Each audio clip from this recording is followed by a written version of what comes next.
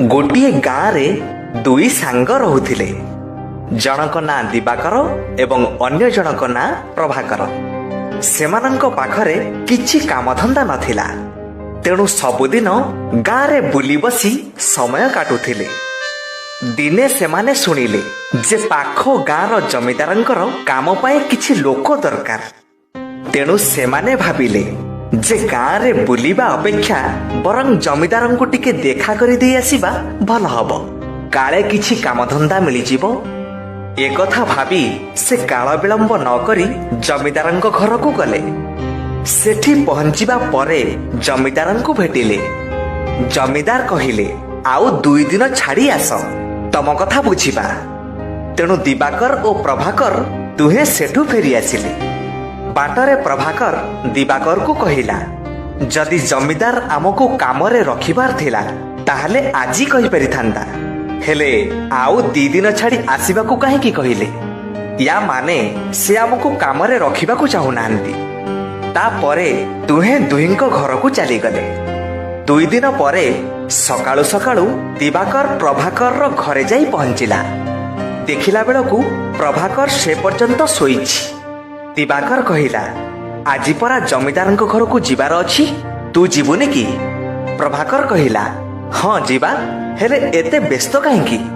ତୁ ଯଦି ବ୍ୟସ୍ତ ଅଛୁ ତେବେ ଆଗେ ଯା, ମୁଁ ଟିକେ ପଛରେ ଯାଇ ଜମିଦାର ଘରେ ପହଞ୍ଚୁଛି। ଏତକ କହି ସେ ପୁଣି ଶୋଇପଡ଼ିଲା। ଦିବାକର ଏକା ଜମିଦାରଙ୍କ ଘରେ ପହଞ୍ଚିଲା। ସେତେବେଳକୁ ଜମିଦାର ବି ଶୋଇଥାନ୍ତି। ଦିବାକର ଜମିଦାରଙ୍କର ଉଠିବାକୁ ଅପେକ୍ଷା କରି ରହିଲା। ତାପରେ ପ୍ରଭାକର ଯାଇ ସେଠି ପହଞ୍ଚିଲା। ଆଉ ଦିବାକରଠୁ ଜାଣିବାକୁ ପାଇଲା ଯେ ଜମିଦାର ଶୋଇଛନ୍ତି। ସେ ଦିବାକରକୁ କହିଲା, ତୁ ଏତେ ଶୀଘ୍ର ଆସି କଣଟା ଲାଭ ପାଇଲୁ?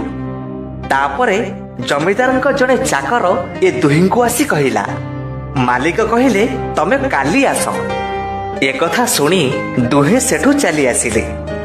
ବାଟରେ ପ୍ରଭାକର ଭାରି ରାଗତମତମ ହେଇ କହିଲା, ମୁଁ ଜାଣିଥିଲି ଏମିତି କିଛି ବାହାନା କରିବ। ଯଦି କାମ ଦବାରେ ଅଛି ତ ହଁ କହିବ, ନହେଲେ ନାହିଁ। ଆମେ କ'ଣ ଭିକ ମାଗିବାକୁ ଆସିଛୁ? ମୋର ଆଉ ଏଠିକି ଆସିବାର ନାହିଁ।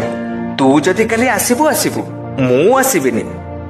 ଦିବାକର କହିଲା, ଆମ ପାଖରେ ତ କିଛି କାମ ନାହିଁ, ତାହେଲେ ଏଠିକି ଆସିବାର ଅସୁବିଧା କ'ଣ? ଏମିତି ବି ଗାଁ ପାଖ, ସବୁଦିନ ଆସି ଟିକେ ଟିକେ ମୁହଁ ମାରି ଦେଇ ଯିବା। କିନ୍ତୁ ପ୍ରଭାକର ସେତେବେଳକୁ ତାର ସହିବା ଶକ୍ତି ହରେଇ ବସିଥିଲା।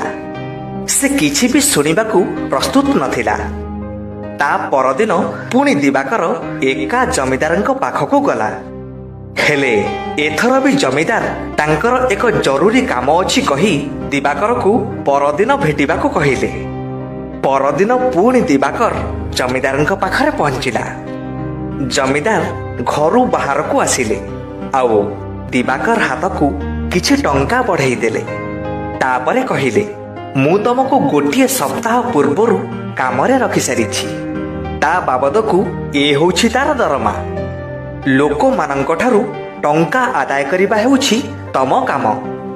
ସେଥିପାଇଁ ଧୈର୍ଯ୍ୟ, ସହନଶୀଳତା ଏବଂ ଉଚିତ ବ୍ୟବହାର ନିହାତି ଆବଶ୍ୟକ, ଯାହାକି ଏଇ ସପ୍ତାହ ଭିତରେ ମୁଁ ତମଠାରେ ଦେଖିବାକୁ ପାଇଲି, କିନ୍ତୁ ତମ ସାଙ୍ଗଠାରେ ନୁହଁ।